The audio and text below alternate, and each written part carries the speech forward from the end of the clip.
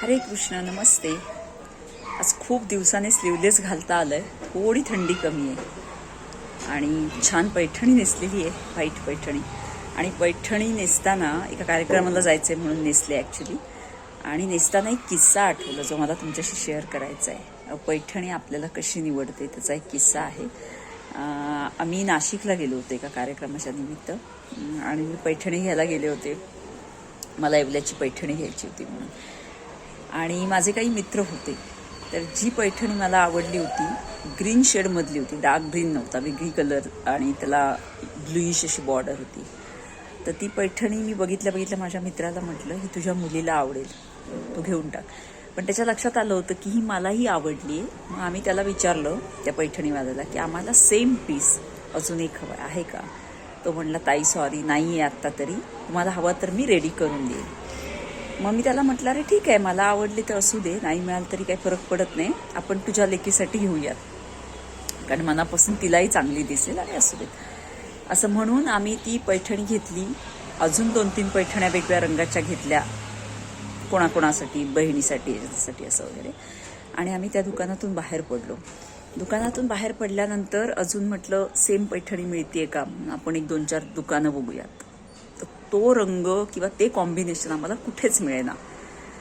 मग मी म्हटलं ठीक आहे, अरे राहू देत, नसली तरी काय चालेल. म्हणजे मी आय वॉज सो हॅपी. मी असं कुठेही नव्हतं की मला मिळालाच पाहिजे किंवा आता कसंही करून ती मिळवून दे किंवा मला त्या मुलीला तुझ्या न देता ती मला हवी आहे किंवा मला आवडली, असं कुठेच काही नाही. I was so cool.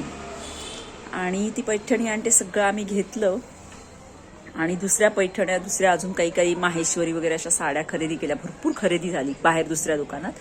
आणि आम्ही तिथे ठेवलेल्या ज्या पैठण्या होत्या घेऊन, त्यांना थोडासा ॲडव्हान्स देऊन त्या घ्यायला परत गेलो दुकानात. गेलो तर सेम टू सेम पैठणी तिथे होती. दुसरी जी आम्ही बुक केली होती ती वेगळी, परत अगेन अजून एक पीस होता. तर आम्ही सरप्राईज झालो. मी त्या दुकानदाराला म्हटलं की मगाशी तर तुम्ही नाही म्हणाल, ही कशी आली. तो म्हणला, अहो ताई, खरंच नव्हती पैठणी माझ्याकडे, ही इथे कशी आली मलाच कळलं नाही. म्हणजे 2 मिनिटं त्यालाही इतकं आश्चर्य वाटलं, ती पैठणी आली कुठून तिथे. म्हणजे आजपर्यंत ह्या गोष्टीला मला वाटते एक 2021-22 सालची गोष्ट असेल, 3-4 वर्षापूर्वीची. आजही मी कधी जेव्हा पैठणी नेसते तेव्हा संभ्रमात पडते की ती पैठणी तिथे आली कुठून.